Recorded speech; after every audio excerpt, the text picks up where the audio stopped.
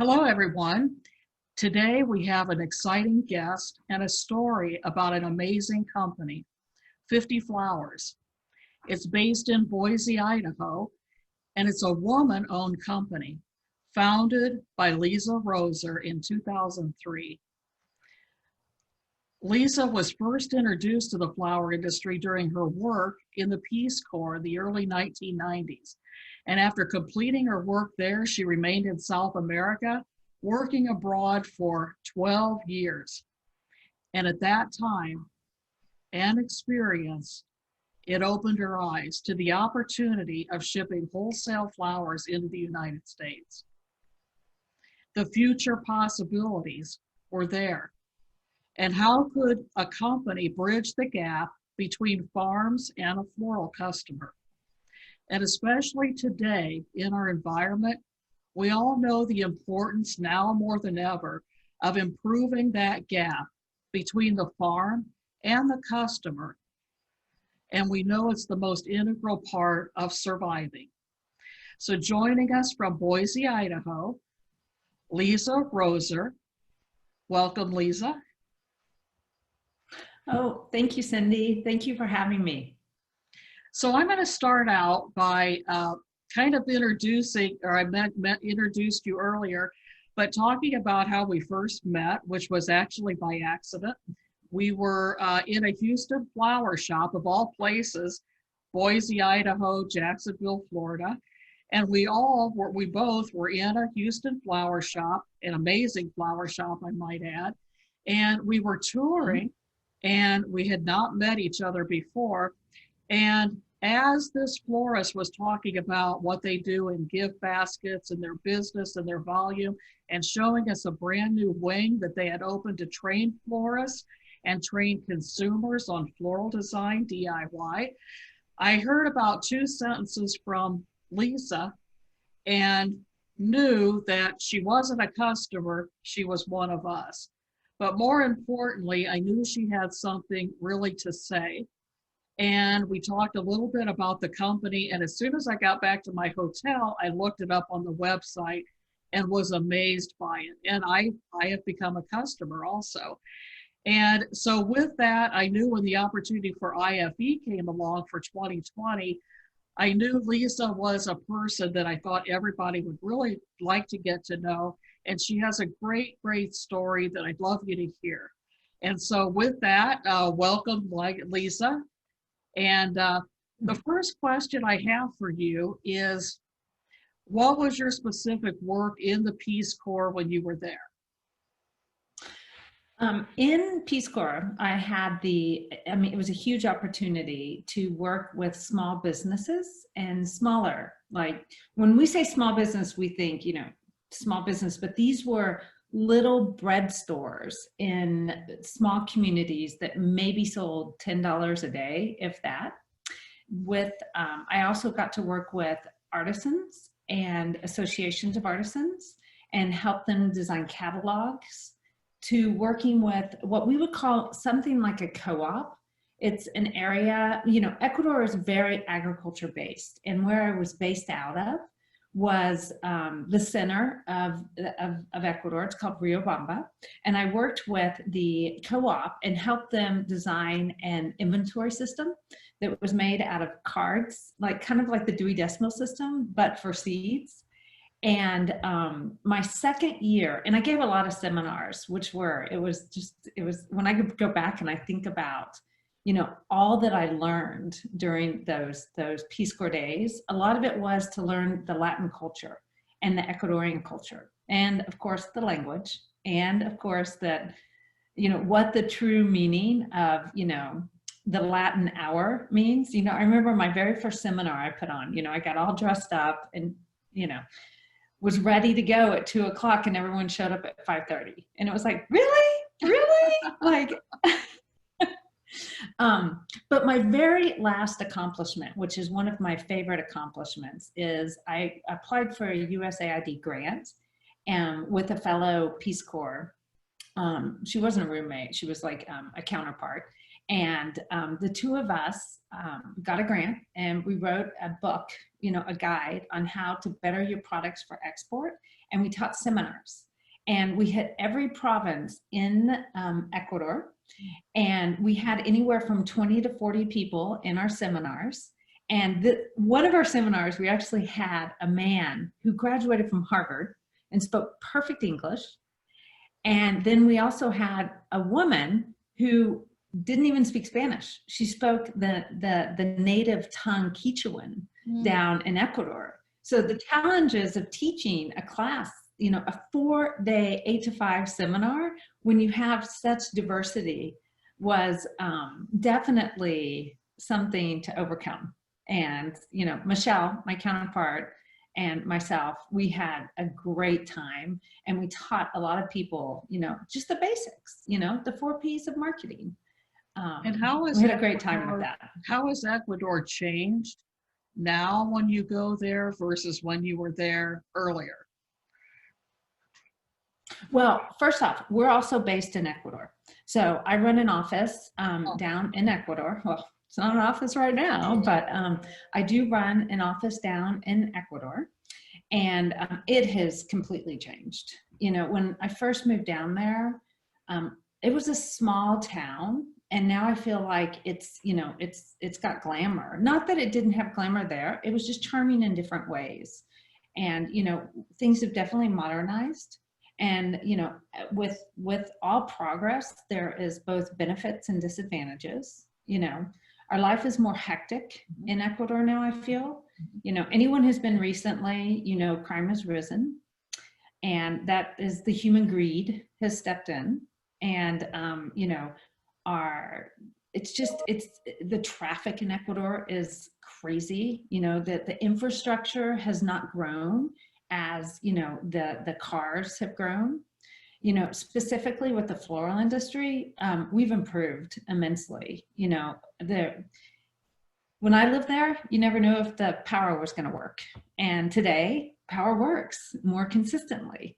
And, you know, I remember walking the fields back in 1996 and being, you know, where their cows were, and right next to a rose farm.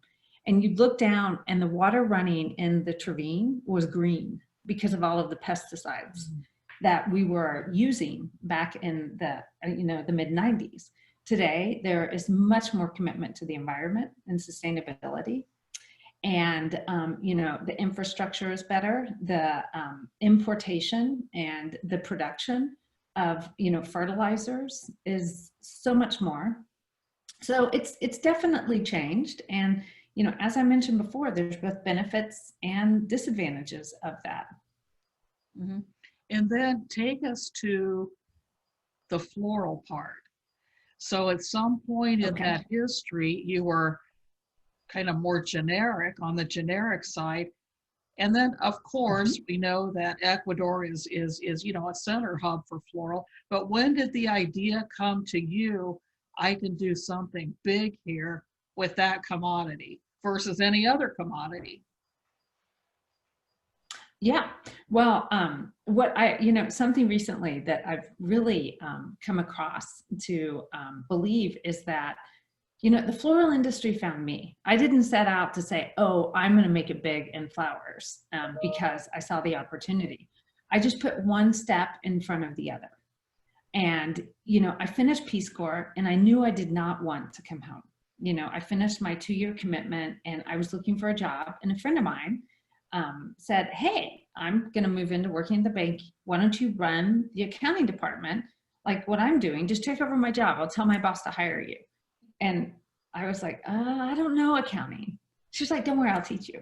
Oh. And literally, I took a crash course in accounting, and I took over running an import-export transportation side of the industry.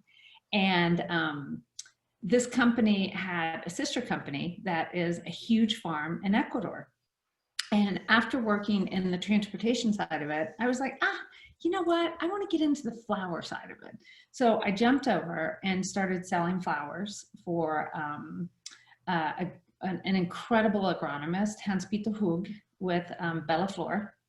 And then just moved from there into several other different companies, expanding my horizon and my just desire to learn. I feel as though whatever you do, you need to go big. And, I can go back to my days of working at one plantation, Denmark, which is part of the HOSA group. Mhm. And, spending quite a bit of time just getting my hands dirty. Every Monday night, I spent the night in Cayambe at this little bed and breakfast. And this is back in the days where there was no heaters. It was a third world developing country. I got a dog and snuggled with the dog to stay warm because of the cold winds that were coming off of the glaciers there, and just really dove deep to understand every single part of this industry, from seed to the consumer's dinner table.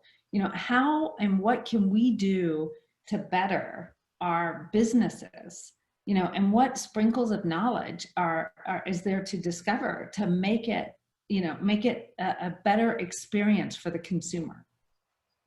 Now, And tell me this, 50 Flowers is, and I think I know, but this is more for the viewers. 50 Flowers, would you describe it as a B2B or a B2C, or throw that all out and it doesn't matter? Because I can tell you, I ship flowers from 50 Flowers to my mother, a B2C, but it appears on the site that you do quite a big amount of business in B2B as well. So would you say it's a hybrid of both of those? It definitely is. In '98, I started my first business, which is Farm Exports, which is strictly B2B. And that's shipping flowers all across the world to wholesalers and importers and large retailers into, and that business is, we grew a lot, we learned a lot, we were the first people to ship flowers from South America to Guam. We shipped into Kuwait, and that was similar to what I had learned working for other people. And the birth of 50 Flowers came across with the idea of bringing novelty varieties to the world, not necessarily to the consumer. And once we started with Netscape back in 2001 was when I launched the very first website. And if you do a time lapse and you look at what it used to look like, oh my gracious, like, whew, have we grown a lot in the web. And it very quickly morphed into a B2C, and it morphed into, flowers for events for couples, and specifically the wedding industry.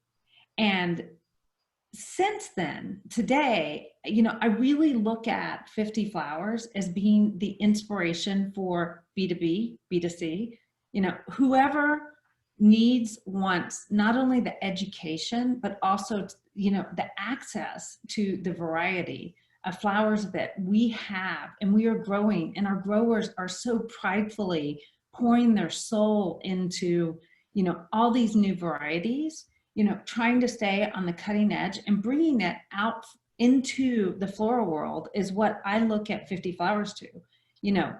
We have a very low conversion rate on our website. And, everywhere I go, everyone says, thank you for having the catalog on your website. And I really want to do that. I want to open up and say, let me help educate. You don't necessarily have to buy from us. It's great that you do, because it, hashtag keeps the lights on. But we sell to business, consumer, corporations, grocery stores, markets, through the 50 Flowers website. Because one of the things, and don't you see this probably in the same way, the industry likes to segment things. There's the traditional florist, but then there's the supermarket florist, but then there's the e-commerce florist. But you know what? Supermarkets also have e-commerce, and traditional florists also sell e-commerce. And so we like to label things and segment it when it really is very similar in structure. At the end of the day, it's exactly as you said. How do I get flowers from the farm to the end consumer, whether it's a buyer or whether it's a consumer, Cindy's mother, let's say, and how do we do that in well and quickly and efficiently Mm-hmm. and with the ultimate freshness. And I think sometimes what I see when I first looked at your website, I was trying to figure that out. And then I thought, well, wait a minute, why do I have to figure it out? It's really, it's really either or. It's you could deliver as easily to business, to a buyer in a supermarket, a traditional florist, but don't we ship in many cases the same thing to the consumer? And why do we have to, we really don't need to segment it. And one of the things that I wanted to mention and you talked about a little bit is on your website, and I would encourage anybody who is listening to this call or this recording is look at their website, 50flowers.com. And one of the things that first impressed me was the filters and the indexing. You mentioned it a little bit earlier, touched on it, of the selections and how consumers can select.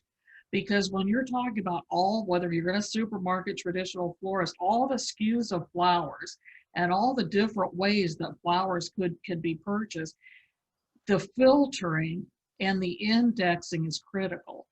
And I actually wrote this down. It's the consumer decision tree, the buyer.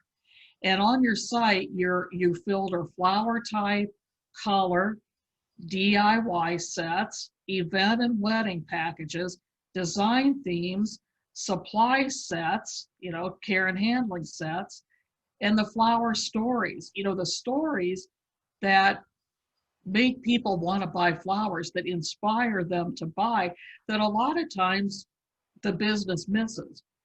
That engagement to the customer. Tell me a story of you handing flowers to somebody or your wedding and what it meant. And that's what encourages customers to purchase and keeps flowers front of mind. And one of the things that I really love about your website is, I'm sure it took a long time to develop, is that filtering and indexing makes it so easy to buy so many different things on the site. And I don't see that on a lot of sites. So whoever has developed that, I think that is critical because customers don't always know what they're looking for. We may know what an agapanthus is, but a customer may not. And I think you show that well on the site. Well, first and foremost, Cindy, I am extremely flattered with your kind words about our website. I constantly am ripping it apart and ready to pull my hair out with my whole products and tech team. We have spent a lot of time, and we don't have an out-of-box solution. This is our homegrown, huge platform. I call it the monster because you can do whatever you want to do. And if you don't have your priorities very specifically lined out and understanding where do you want to be in 5 years with technology, you can create a monster. We have a big truck monster. It's kind of fun. We like to call it, and we mock it often, but it is a lot of work to keep up our product development and as you can imagine, especially with the onset of COVID, I know we lost, so far that I know of, we have lost 2 of our California farms. And they had very unique, specific products that were integrated into our product line. And we had to pull those from the site. And, first off, just have tears because they were just amazing farms. But then second off, we had to, go through and adapt. And it's a constant adaptation to maintain the products that we do on our site. And, I do want to just highly touch on, the flower industry has been an extremely traditional business. And it has been, the big boy system where, you call your local florist and you get flowers. That's the way it was 20 years ago. And it's evolved and it has changed.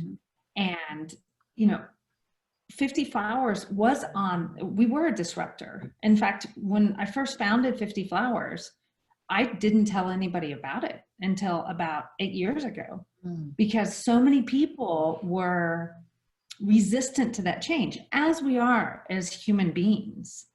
And even though we try to protect and we try to, what is the right word? We try to protect because we're afraid of the change. And to adapt to change is also, it's scary as a human being.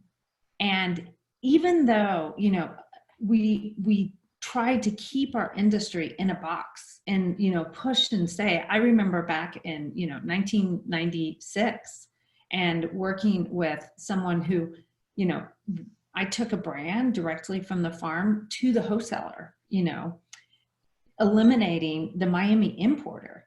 And that was, disruptive. And it was, you would think that I was, stealing babies from the hospital, it was just this horrible, but it really wasn't. It was like, as humans, we crave efficiency, and we're teaching ourselves, we're technology into the information stage right now. And we're wanting, quicker, faster, bigger, better. And, we want it delivered to the doorstep. We don't want to go in, but then we do want to go in. Consumers are driving, they want what they want and when they want it. And we as an industry need to adapt to that. And that's not necessarily saying I'm the biggest advocate. In fact, in 2003, well, it was 2008, May of 2008 is when we saw our big boom.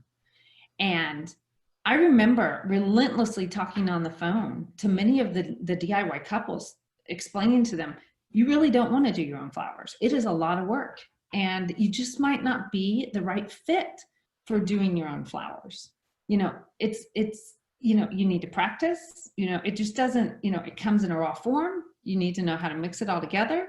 We'll train you, but you also have to be willing to put in the effort and make the mess of your house or your hotel room, because, it's a very time sensitive window.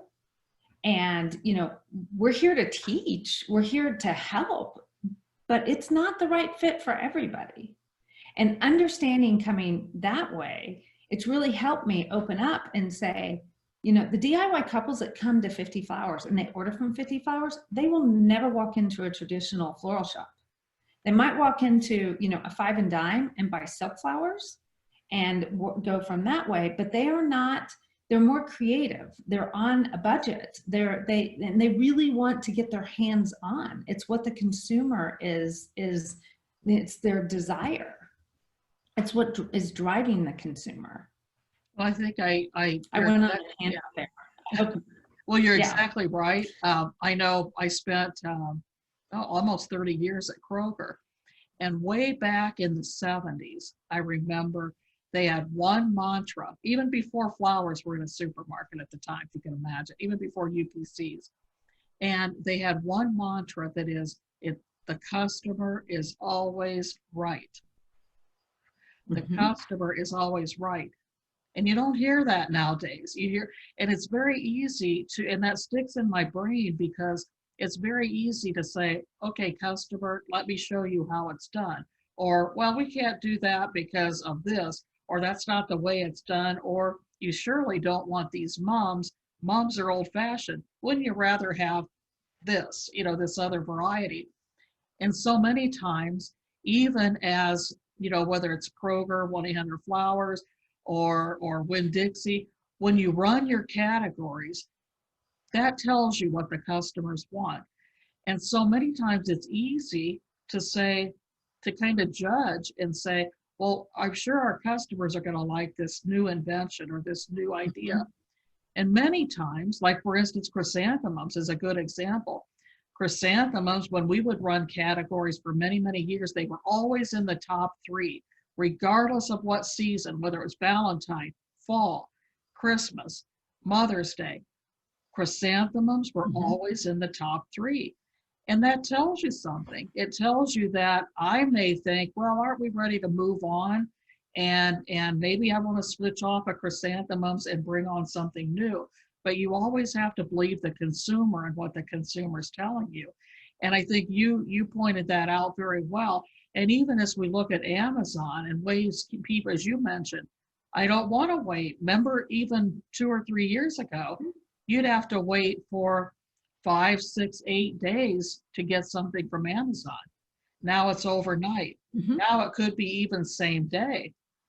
And why is that? Is because they responded to the impossible, or what's thought of as the impossible. And so that mantra, as the customer is always right, has stuck with me for many, many years, because at the end of the day, it's not really what we used to do and can do and what's easy. It's customer, how do you want to purchase flowers? What do you Yeah. want? And being in tune with that. Yeah, exactly. And listening to your customer, and speaking their voice, and we have a very open, collaborative work culture, where, of course, I come in with 100%, I'm going to call it a CDN, where, 3 of the people on my team, they're like, CDN? That's like, in tech, that's a whole other different word. And so having that, the translation of, this is a very specific way that we talk in the flower industry, and then drill it down to, this is the way a consumer needs to, wants to hear it, is also important. And reteaching, there's so many amazing, just specifically talking about just chrysanthemums, dahlias are super popular. Everybody wants dahlias. And we knew this 7 years ago. And we started to work with Deli Floral and Ball, and, walking through their greenhouses in Medellin, you look at their flowers and you're like, this cremon, the consumer doesn't know what a cremon is, or you take, and you leave it on for just a little bit longer and the cut stage is more open. You can now call that, and we coined this, I can say this was my idea. We call it the Balia, which is the, it's the ball dahlia. You put it together and it's like, instead of a dahlia, it's a Balia, and it's a cremon that looks just like a dahlia. And it's a win-win situation for all of us, because dahlias are extremely, as we know, they're beautiful, but they're also time sensitive in a vase. They don't last as long. But if you take a cremon and you do the open cut, it's going to last a lot longer, which is something that, our consumers crave and have adapted to. And they're also, as we go and we educate the consumer, they understand that, you've asked for vase life. That was important. But now you want scent back in the flowers. So we need to genetically put scent back in, but that's going to compromise the vase life. And, it's an interesting, it goes down to, where do we want to be in 5 years as an industry? What exactly should we be focusing on? Because we do have fickle consumers. And, today is a new normal, and we're not sure what tomorrow, what is our industry going to look like tomorrow?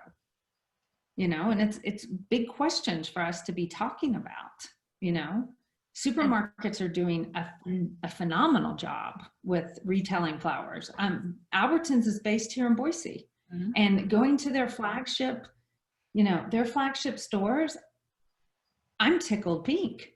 Because consumers are getting their hands on diversity, and they're getting their hands on quality flowers that are educating the consumer about how important having flowers in your life is, and in your environment. It creates happiness and joy. And I think supermarkets do a great job of, as you mentioned, bringing flowers to the daily walk-in consumers. And of course they're fresh, because the turns are frequent. But I think also the traditional florists, and because I've been in all 3 channels, I get this question a lot. But I think the traditional florists, their flagship is events, weddings, the artisan part of the industry, broad productions, and all of that. And e-commerce, of course, is the efficiency. You can't beat the efficiency of e-commerce and dropship. So with that, I get a lot of questions of, well, how are each of the segments different? And I think per the beginning of our conversation, I say, you know what? 95% is the same. It's all delivering farm fresh flowers to the consumer more efficiently and in the way they want to receive it and the product that they want to purchase. So I think there's a niche for every single channel of the business, but I think we're seeing, as you mentioned earlier, a blending of this. Traditional florists, when COVID hit, really put the accelerator on their website and their e-commerce. And same with supermarkets. Supermarkets had, for a little bit, had a little bit of a rough patch because consumers were worried about toilet paper and hand sanitizer and all that. Eventually, the supermarkets took hold again because we could count that customers are coming into the supermarket. And of course, e-commerce thrived at the time due to no touching and distancing. So I think the levers constantly change. But all in all, do you see it as well that we're all blending together? There are so many similarities between these channels. We really don't have to think of them too differently. And the shorter the supply chain and the communication between what a farm grows, as far in the Kremen case you mentioned, and what we can offer our customers is critical. And I think we're seeing that now with COVID. How can we make that quicker, shorter, fewer people touching it, but still get the customer what they want, not what Cindy wants, not what Lisa wants, but what the customer wants. Is that something you're seeing on your side as well? Definitely. And, talking about the critical, first and foremost, and we all know this, I love how you sprinkled in the artisan side of the floral and, getting a flower arrangement events, each and every point of sell that flowers go through, it's critical. We need our importers. We need our wholesalers. We need our florists. We need we need everybody to stay in business and thriving. Because there's a huge market out there, and finding your niche and finding a way to reach that consumer is part of it. We can't get rid of our Miami importers. They're critical for our business. Farms don't mark every box right, and a FedEx label that's supposed to be going to Wisconsin will end up in Texas. And, you need to be able to react for that. And I think it is important for us to, applaud and encourage every single niche in our industry. Secondly, flowers are about emotion, and it's all about those touch points from birth to grave. And, there's so many opportunities out there for us as an industry to come together instead of segment and, drill down and say, oh, instead of reacting out of fear, react out of, just understanding and questioning, like Simon Sinek says, ask the question why 7 times. I think that's what he says. I ask the question 7 times always, why? And be supportive amongst each other. I just feel as though if we can unite together, like we are as a human race, as segmented as we are, we need to come together and we need to have the hard conversations and we need to ask out. I'm part of this amazing entrepreneur group, and the women, and I'm part of the women's side of it. And to be able to just say, my business is failing. Yeah, we had this woman come on the other day. She runs a huge event company out of Chicago, and they had to shut down. And she's like, I went from a multi-million-dollar business to nothing. And what do I do? And we all came together in different segments of different industries, and throughout like 15 amazing ideas. She's planted her pole in 2 and just now scaling those two businesses, which once everything goes back to normal, they're just going to be added benefit onto their business. So I think that what's important is that we unite as an industry instead of grow apart. And I think break down the barriers of segmentation, even though each individual segment in its own right has its strengths, but they also have their weaknesses. But from my perspective, coming from the 3-4 different segments of the industry, I do see that. I do see most people coming together, as you mentioned, in your meetings and your meetups and helping each other. And I tell people, a lot of people will question, well, do people think differently if you're a grocery store florist, or you work at 1-800-Flowers, or you're a traditional florist? How do people perceive that? And you know what I tell them? The average consumer purchases flowers 3 times a year. There's room for everybody. Oh, there's so much room. So we all have an opportunity and a big gap that nobody is filling right now. So I think with that, we all need to come together regardless of what segment we are and what we do. We're all important in our own way. Otherwise, we wouldn't still be here. But I think come together as we are and share ideas and maybe think of ways, and I see this happening post-COVID or during COVID, is people coming together in unique ways. Learning about, like, for instance, today, what makes 50 Flowers tick, and what maybe could we do a year from now or 6 months, or how can we partner as businesses? Because we've just scratched the surface, especially with technology. What are some of the ways that each company can work together to create a better supply chain, a more efficient, faster to the consumer, a more artisan look, better packaging, all of these things, better marketing? How could we come together as a group and say, you know what, it doesn't really matter what sector you're in, everybody can bring something to the table. And I see that in e-commerce, supermarkets, traditional florists, and you and I kind of run in the same crowds, the same organizations. I see a lot of that, and I see it happening even more, those barriers broken down. But I have a question for you also. As one of the few women at the top of an organization like 50 Flowers, and I know it's many, many years, you don't turn on a light switch and you're there. It's many, many years of working your way up. I'm curious, what battles did you run into as you're trying to develop a company? And that feeling, as you mentioned, like, okay, I'm out here all alone, and how are people going to react to this? What could you share about that experience, and now your experience leading a large company like 50 Flowers? What do you see that could help our viewers? Well, first off, this is a secret. I'm an imposter. I really, every day I wake up and I'm like, wait, that's really what little old me did?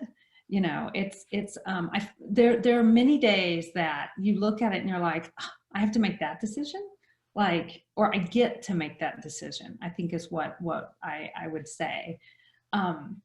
In Ecuador, it was really easy to pave my way because, number one, I was that hidden gem, back in, 94, the gringos is the North American, there weren't many down there, and there weren't many women down there, and outspoken women like myself. And so, paving the way to start the company was easy in that sense. Secondly, I was in a third world developing country, and if I failed, we'd just stay there. I'd move home. So that if I really peel back and get down to like what gave me the guts, there it is right there.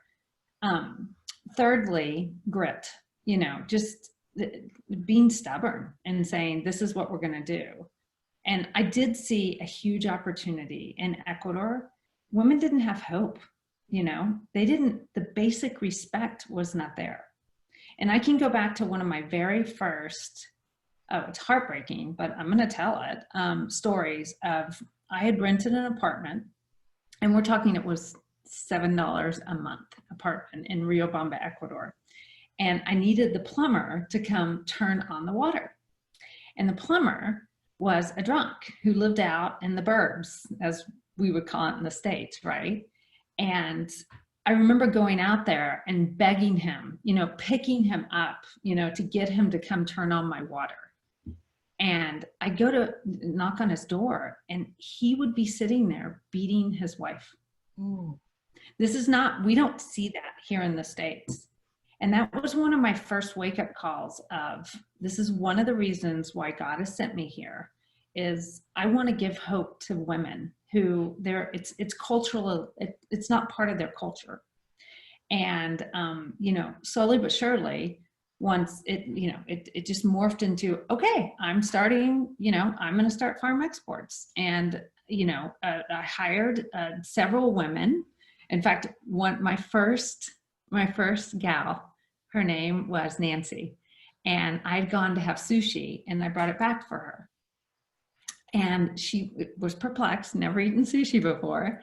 And she picked up the wasabi and put it all in her mouth before I could be like, oh, no, don't eat that. No. And it burnt her face. It was really cute. It was one of those moments of where, you know, it's tender, and it's what really fuels my soul. You know, I don't necessarily, business is business at the end of the day. And, you know, I'm not driven by fame and money. What I'm driven is giving the opportunity and the hope to people to where they can come to a place, you know, a work family, you know, our work home, we call it, and feel respected and welcomed and appreciated for their abilities and what they contribute to the team.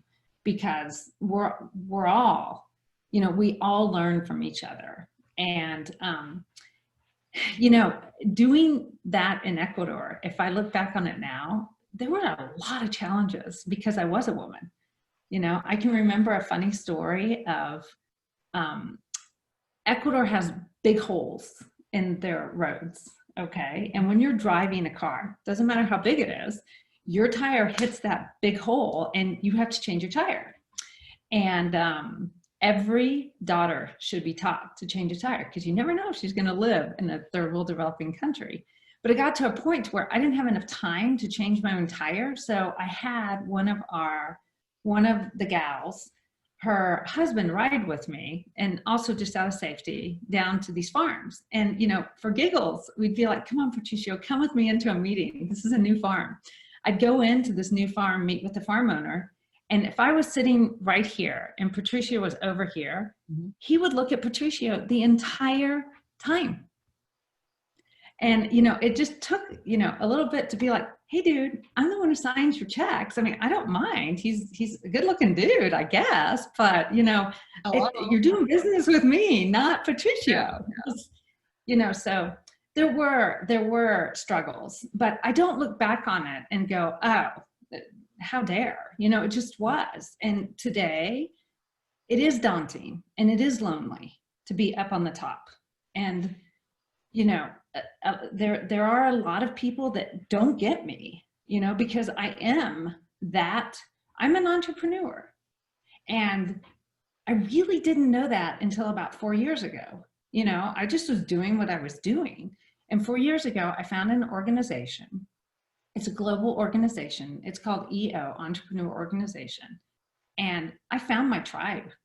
And not only did I find my tribe, it's a phenomenal organization that gives you all types of education. You know, I have a degree from Texas A&M in Recreation Park and Tourism Science. I minored in marketing, so I have some business in there, but I didn't study how to run a business. You know, I learned as I went along the way, and thank goodness for those books that like Accounting for Dummies, you know, because that's how I learned it first, you know.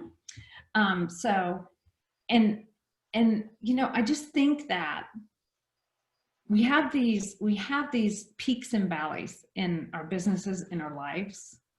And, you know, having that positive attitude and the attitude of every failure that we have in 50 Flowers. In fact, to this day, we meet about every single refund or potential refund or any problem, we meet every single week and we go through it and we say, okay, what happened with that stephanotis, which we all know is a delicate flower? You know, what could we have done better so that our client wouldn't have been, you know, first and foremost, we don't bring problems to our clients, we bring solutions. Second off is what can we do better in the future to fix that? And, you know, we study every failure and every crisis we go through, you know, we have a post-crisis review, you know, and which I think is extremely important. And lastly, I have to say, the confidence to walk through the room, and especially, you know, at the onset of COVID, thank goodness for all of the experience that I've been through. Because if COVID would have hit when I was 22 years old, I don't know what I would have done. You know, going through what we've been through since March, you know, 50 Flowers is not a gifting site. You know, it is a site that we do flowers for events.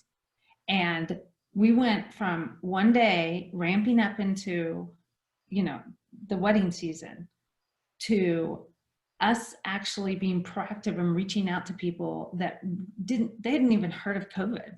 And we were calling them going, hey, your event's going to be canceled and we want to work with you with this because it'll help us internally as well as it'll help you. And people reacting, screaming at us, you know, going, what do you mean you're going to cancel my flowers? And it's like, no, we're not going to cancel. We just strongly believe that due to the onset of COVID, your event's going to be canceled. And they're like, no, it's totally fine. 2 weeks later, my event's canceled. You know, so it was, you know, going through these difficult and hard times, experience definitely has bred that confidence to lead this team through it all. Have you noticed with COVID, are more consumers coming to online shopping? Did you go through a time period where you struggled and nobody was doing anything? Of course, the farms were affected. Do you see now that consumers are more comfortable shopping online that may not have been before? And what are you seeing in that trend? Well, specifically with 50 Flowers, we've been, you know, we have been a one and done. You buy your flowers for, you know, an event, and then you might come back for your bridal shower. You might, for like a baby shower. Let's just take, you know, the life cycle of our consumer. You know, they'll hit our website in January and they'll, you know, they spend a lot of time on our website researching, and it takes about 6.5 months for them to convert. And understanding that journey is crucial. And we've known it's, you know, a one and done. We've never gone back and retargeted or remarketed saying, you had an amazing flower experience with us. How about buying a weekly subscription? Or how about, you know, purchasing flowers on those touch points of, you know, it's your anniversary, it's, you know, it's Mother's Day.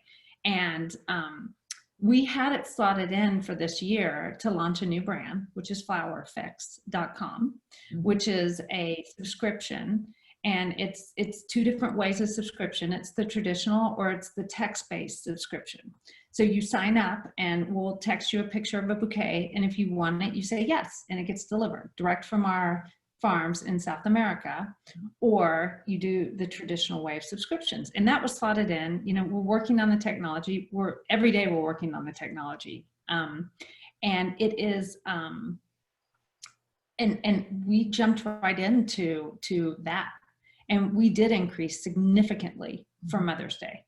We did increase, you know, because of our loyal client base and you know, we've delivered flowers to over 250,000 events through the years. And we've got some loyal as fierce clients that send all of their friends back, you know, back to buy from us. And we were able to pivot. And yes, people are on the internet. We have done nothing to launch, you know, Flower Fix yet. We haven't taken it to market, except for build it and turn it on. We can fulfill the orders.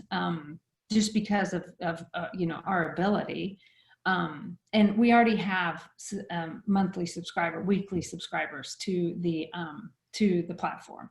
So there is an increase, and all the studies say people are online and searching more Even and buying flower, more. And even Flower Fix, I'm one of your customers, and it's so easy because you preload the destination, the address, your credit card, all the information. I think a lot of customers are, one of the barriers with ordering online is, oh, I got to put my credit card, let me get my credit card, the address, and all that. And what's neat about Flower Fix is you could put all of that in advance, and all you have to do when you get that picture of the bouquet with the text is put yes. And how easy is that? I mean, that's an amazing idea. So for the people watching this, is look up Flower Fix. It's a phenomenal idea, and I haven't seen that idea anywhere. So I think it's something in the way you brought it to the consumer, very new, and it breaks down that barrier of what many people hate about shopping online, digging the credit card out, the billing address, all of this. It's a simple send it now. Boom. Yeah. Done. And it goes back to what consumers want. They want simplicity. They want it delivered to their doorstep. They want it, and we want to make it easy. It can be easy. Trust me, the technology behind that, we've been working on this technology for about 3.5 years now. So and it's not perfect, and we just had to move full force. Sometimes you just got to launch. Isn't that like a military rule? 80% of the time you'll get it right, and 20%, oh well, just don't worry about it, because nothing will be perfect. Well, you see that in what makes Amazon great is, from my perspective, is they just start. People say, what are they buying Kohl's for? How come they're looking at J.C. Penney? What is this thing that they're into Whole Foods, and why? And what I see with Amazon is, in the same way you mentioned, they just do it.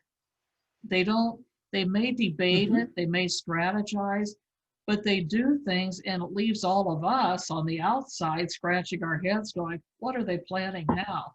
And they do it, and I think that's what makes them successful.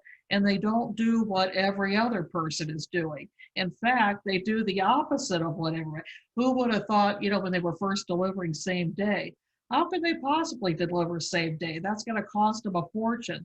Guess what? They're delivering same day now, and they're delivering free. Guess what? Prime time. And so it's like you said earlier, sometimes you just have to do it and innovate and take that step, and then tweak it later, as you said with 50 flowers and what you've done there. And I think so many times people are afraid to take that step because the audience on the outside saying that's never going to work, and you have to make it work. And that's the key. It goes down to a lot of determination. And at 50 flowers, what I always say separates us is, number one, the true passion for flowers is what we're dedicated to.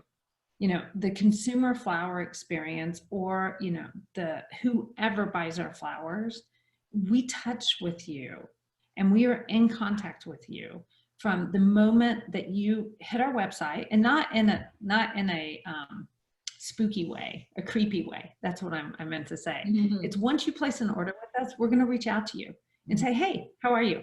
And we do not have bots. It would be easy to put in a bot and replace that human touch, but we do not do that. We believe in the true old school white glove experience. And all those other people out there that are listening to me that run tech companies, they're probably going, that's impossible. How do you sustain that? Because our clients are our most important, most important part of the business. And everything we do, we talk about our clients, both internal and external. I do believe that, our family, the people who work at the company are also our clients, as well as our vendors are our clients. We have to make a happy balance between everybody. And that's why, we are constantly in touch and trying to improve. And, giving knowledge and learning more and supporting wherever we can. You know, when you have a DIY couple that comes to you and they order stargazer lilies, which is, it can be one of the most tricky flowers to get to bloom, and they want it Friday, direct from the farm for a Saturday event, never are you going to get them open. And we reach out and we say, nope, you know what? Those flowers need to be delivered on this day. Can I adjust that for you? You know, we try to set you up for success, because flowers are tricky. They're perishable. They are not easy at all.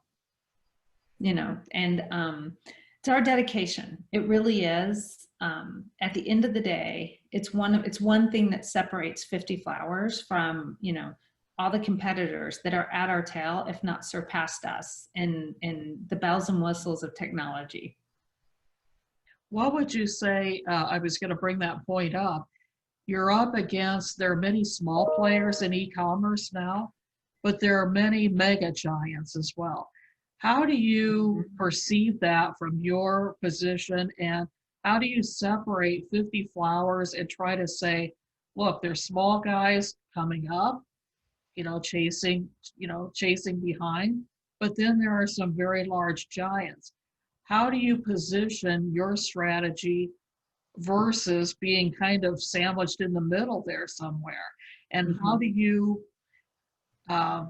convince consumers that 50 Flowers is the place to go? Well, first and foremost, telling the story about 50 Flowers, I think, is really important, and getting out and, you know, putting that flowers are our passion. You know, we don't have the most attractive website. You know, we don't have $1 billion behind us either. I mean, this is a business that has been bootstrapped from day one. I have never taken a loan. I have never taken VC money. It has always been privately funded, which is just reinvesting and reinvesting. And, you know, the passion and the grit and the dedication of our team is what is continuing to fuel it. Of course, you know, we want to make money, but when it comes down to, oh, this consumer's flowers didn't arrive until 3 days after Mother's Day, what do? We not only refund her, but we also give her more flowers.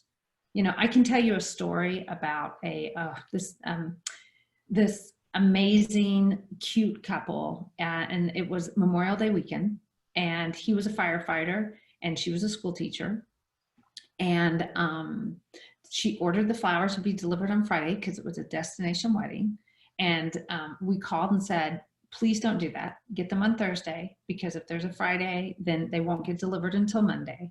And sure enough, there was a rainstorm, and she didn't want to risk it. She wanted to risk it. So she said, I'll just take my risk. And, you know, normal company would be like, okay, wash my hands of it. We found out that the flowers didn't get delivered until Monday. So they went on with their event, no flowers delivered.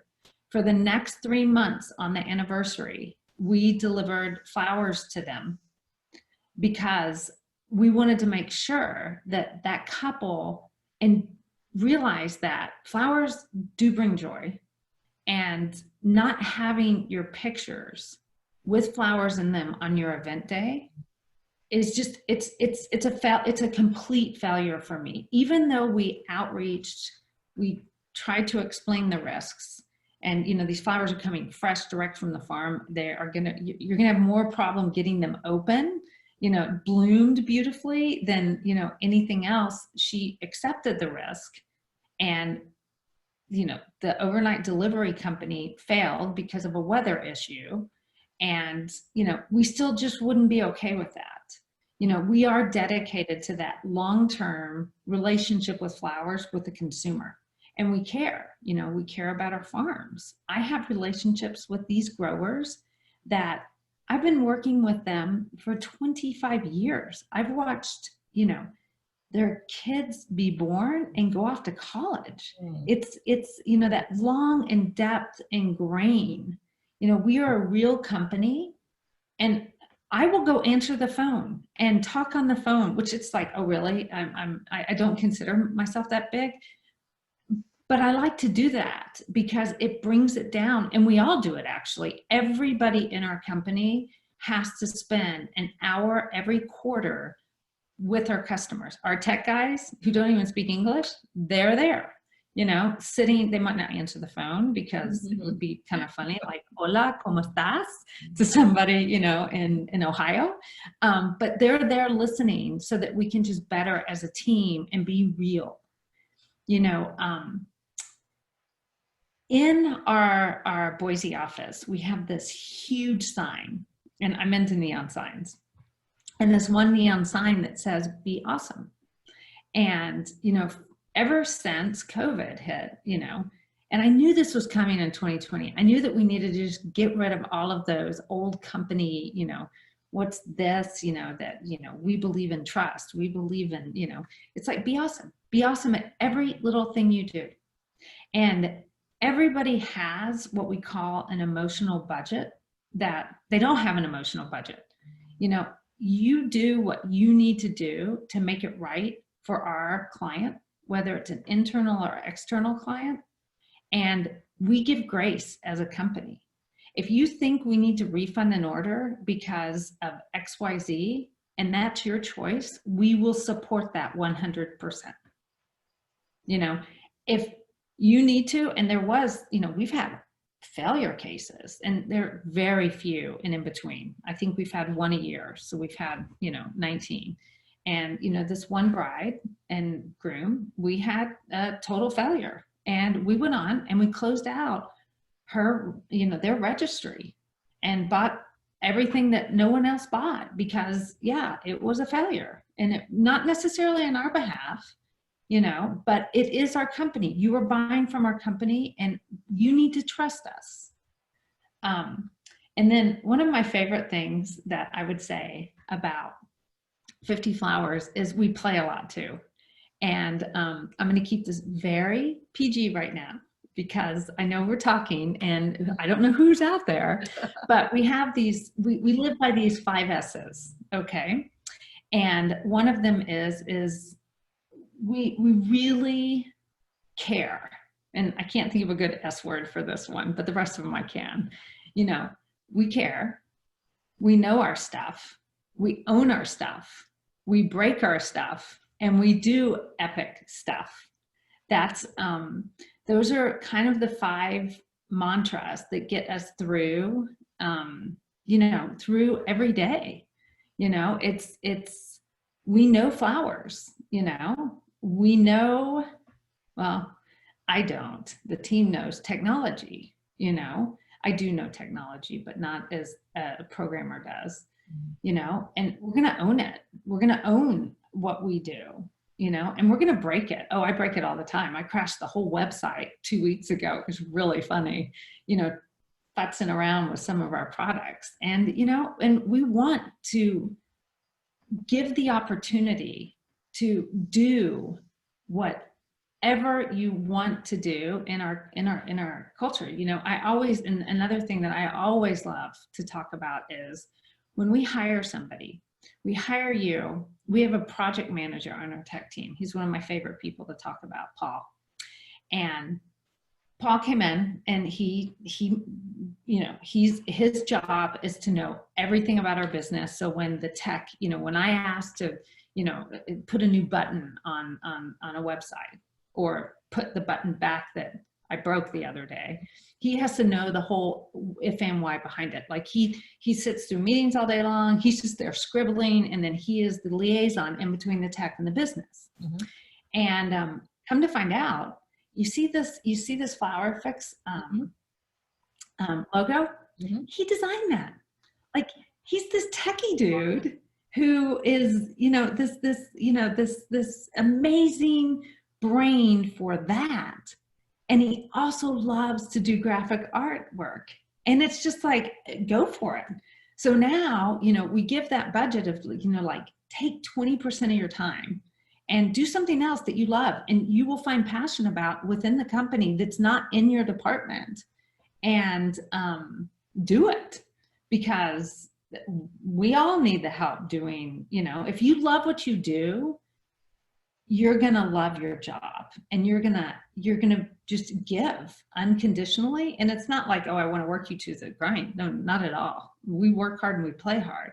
It's just more allowing people to do what they love. It's funny you mentioned that, because 2 years ago, I was at a seminar on how to train and hire the best people, the best of the best. And they were talking about technique in interviewing people. How do you vet through hundreds of people and get that perfect one? And you know what they said? When you're interviewing people, they're going to obviously start talking about their strengths of the job that you're interviewing them for. You know, in your case, the IT person. Mm-hmm. And you know what they said? After you talk about that and you're comfortable with that they have the fundamental skills for that job, do you know what you also ask them? What is your second best asset? What's your second best skill that you're good at? And people, and I've done that, and people will look at me like, what do you mean? I'm here for the technology job. Yeah, but what are you really good at?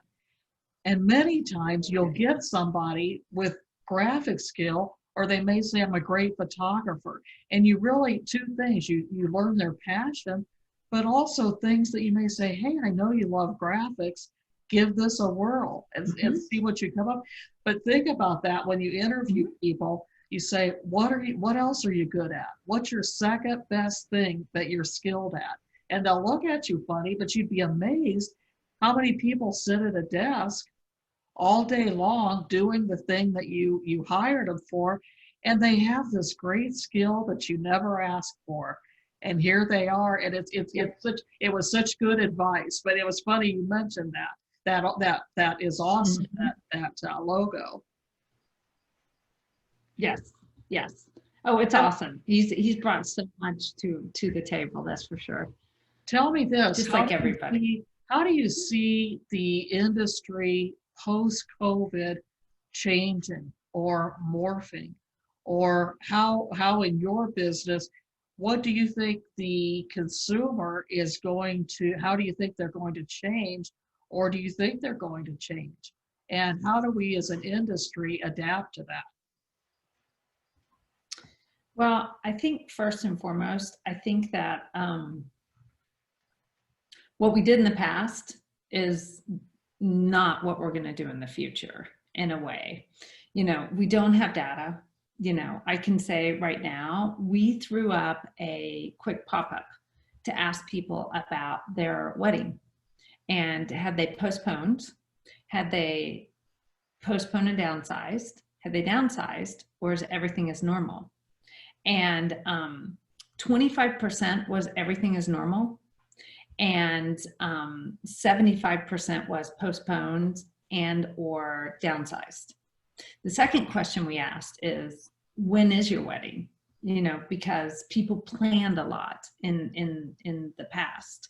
You know, you've had your 9 months, you know, your average planning time. And 2 weeks, we got a lot of very quick reaction. You know, a lot of, you know, just let me get to that. Let me get to these here. You know, they downsized, and, you know, I think that what we're going to have is erraticacy, just a lot of last minute, a lot of just, you know, decisions based on emotions. I mean, we're going to have a lot of PTSD after COVID. You know, I look at my team in Ecuador, and in Ecuador, we're used to working virtual. You know, we deal with strikes, volcanoes. We've dealt with, you know, shutdowns of the office quite often. And that was, you know, to go to the transition of like, everyone go home and be safe. It was okay, you know, and same with the farms. The farms were able to react very quickly. Up here in the States, go home, it's, you know, our infrastructure is much better for that. However, now that we have our kids at home and they're doing online school and they're YouTubing and TikToking and sucking all the bandwidth from the internet, you know, that's causing, you know, interruptions and frustrations. Even though, you know, you can buy everything online, it's hard sometimes to get online because of that. And thank goodness for our infrastructure up here in the United States, that we can do that. And, you know, the trends that I'm seeing specifically with weddings is smaller, intimate, and more quickly planned weddings. And, you know, I also do believe that as a human race, we're going to appreciate our human relationships, and that being able to hug again, and the fact that we cannot hug right now, flowers are a way to connect, you know, very specifically with the flower industry. It's a way to, you know, for us to be able to, you know, say, hey, I'm thinking about you, and give a beautiful bouquet. You know, during COVID, the amount of our clients who reached out, who, you know, were studio florists, or, you know, even the bigger florists up in Michigan, you know, they were like, how can we get flowers so we can disperse them to, you know, I just want to go give them to my neighbors to say, I'm thinking of you, because, you know, they're an 80-year couple that they can't get out, you know. Funny enough, if there's a way that we could say that flowers cured COVID, we'd sell a lot more. But they don't, you know. But it's, I think that we're going to see a lot more of consumption too, if we can just get the word out, you know, and help people know that you can, you know, connect through flowers. And, you know, it's very unprecedented of where we're going. We've seen a lot of, you know, we've seen a lot, and we deal with all of the United States, you know, so we deal with the very sophisticated big cities to the very small rural areas. And, you know, it's almost as though in the bigger cities, there's more fear. In the rural area, you know, like here in Boise, we've been affected. Idaho in general, yes, of course. We've gone stage 4, stage 3, stage 2. You know, they're talking about bringing school back in September 6th. And it's just, you know, my daughter tried out for a volleyball team in like June 20th, and they didn't wear masks, you know. So it's where in New York, people were, you know, it's very contradicting. You know, and, you know, we're going to see, I just think a lot of spur of the moment consumption. And you know, what's interesting, you talk about how consumers will evolve. Think of wedding in a box. So 50 Flowers has, I saw online, a great lineup of wedding in the box. 5 years ago, or even a year ago, how many people were saying, who would buy a wedding in a box and drop ship it? I mean, but think about it, maybe even 2 years ago. And people thought, and you think, no, it's efficient, it saves a lot of time, and you develop something like that. But now look at now. Look how that alone, which I would say to you, what a great opportunity for a wedding in a box. And who would have thought? And again, the traditional florist, you know, that the artisan of it, it's not going to replace every single wedding. But right now, it's time. That's something that is very relevant right now. And who would have thought it even a year ago, that something like that, somebody would want a wedding shipped in a box? But think how relevant that is right now. So I think we're going to see pieces like that evolve, when a year ago you would have said, who would have ever thought in a million years we're going to see those things take hold, I believe. Okay, so wedding in a box, we developed, I'll never forget, in La Sabana de Bogota. We were at a farm. And okay, did not know.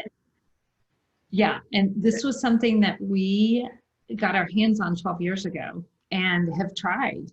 You know, the consumer didn't want it, or we didn't do a good job of presenting it to the consumer. You know, we didn't, you know. However, it is something that, you know, going back to that human connection, we're going to see more intimate.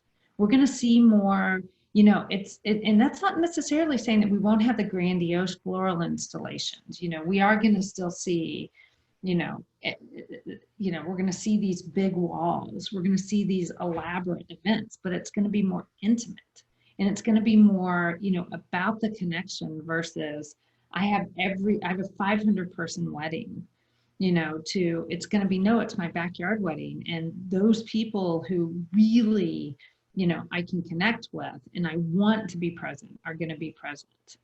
And intimate, I think, is one of the words that I would use about predicting the future. And especially, you know, of course, we're, you know, you want to talk about flower trends, you know, roses, you know, we're still seeing a lot of consumption of baby's breath, eucalyptus, you know, dried flowers are out there. You're going to, lots of crowns, petals, aisle runners, you know, these large installations. And, you know, we're seeing a lot more consumption of flowers in the smaller weddings versus, you know, a large wedding with smaller flowers. Well, Jip is one analogy of that I think of all the time when you think the customer's always right, because there are many people over umpteen years said, oh, who wants baby's breath? Or, you know, aren't we tired of baby's breath? And let's do something other than baby's breath. And you know what? If you work face to face with customers, they love baby's breath. And it's one of those things through the years, you know, people were trying to make it uncool, or, you know, oh, we've used it for so long, baby's breath's not cool. But if you really listen to the customer, same as this chrysanthemum scenario, if you really listen to the customer, they still like baby's breath. And it's something that I kind of, I'd laugh. And I think, you know, well, we could not offer it, or we could take it out of rose bouquets or whatever. But let's let the customer tell us to do that. And you know what? Baby's breath's another one, just like chrysanthemums, that always rank in the top, at least the top 10 in a category review, 52 weeks a year. So it's funny you mentioned baby's breath. I think that's another scenario that listen to your customer, not necessarily the industry, and just do it. Whether you feel, you know, we've been doing it for 50 years. Cindy may not like it, but I like baby's breath. But don't base things on your own bias and your own feeling. What are the customers telling you? And that's how you have to drive the business, not make that decision for the consumer. But tell me this. Well, go ahead. Yeah. No, go ahead. Well, just in closing, I was going to ask, knowing that and how you are very in tune with your consumers, even you know, going to Flower Fix and all of that, some of the new things you're doing. Last question, how would you, to the people listening to this conversation, what is one valuable tip you would give to an executive in the floral industry, regardless if they're e-com, traditional florist, mass market, and of course they're all blending together now? What would be your business tip to them on how to become more successful, or maybe how to break out into their own and do something innovative, because now may be the time? Okay, it's very hard to narrow down to one, and I'm going to ramble because I think it's important. You know, if I look back and I say, what is the number one thing I would have done differently today if I was starting my business back in 1998? And it would have been hire smarter people sooner. And so you can execute faster and be more efficient in what you're doing. A lot of people spend quite a bit of time writing out their business plan. And I don't even have a business plan. I have to get one for Flower Fix, but I don't have a business plan. You know, we just hit the road running. I'm not saying that's not what you should do. However, spending your time wisely planning and surrounding yourself with the smart people on the low-hanging fruits, and ask why 7 times. Why are you focusing on this? Where do you want to be? What is your roadmap? I wish somebody would have stopped and sprinkled those nuggets. And, you know, I do just want to say, with the onset of, COVID and these unprecedented waters as well, it's been really hard. And with my team, standing up in front of 60 plus people and saying, hey guys, this is my baby that we're all growing together. And I don't want to make it just my baby, because there's very few times that I will put my foot down and say, I am the owner of this. This was one of those times. And I said, we are not going to fail. We don't know where we're going. It's going to be really hard times going through this, but trust me, I am the captain of the ship, and I have my eyes open and involved more than I ever have been. And through all of that, at the very beginning of COVID, I heard Maya Angelou, a quote from her that said that both hope and fear could not exist at the same time. So you choose which one you want to have. Is it hope for the future, or do you want to be fearful of the future, is the way that I interpreted this quote. And we went in with hope. We will all get through this. And who do we want to be once we get through this? Your true colors show in crisis. And we're all standing up and saying, we are here to create and believe in humanity at the end of the day. And our business will morph, it will pivot, and we may not hit our KPIs. However, we're going to try really hard to have hope that we will reach those KPIs. We've had to readjust all of our KPIs, but yeah. So I think that's, have hope is what I would say. Well, that about sums it up. And I'd like to thank you, Liza, for joining us virtually and sharing your amazing story and so many good lessons and nuggets for us, especially as we go forward out of this COVID crisis that we're in. And so on behalf of International Floriculture Expo, this is Cindy Hanauer and our guest educator, Liza Roeser from 50 Flowers, signing off for now. Thank you, everybody, for joining us. Bye-bye. Thank you, Cindy, and everybody. Bye-bye. Bye-bye.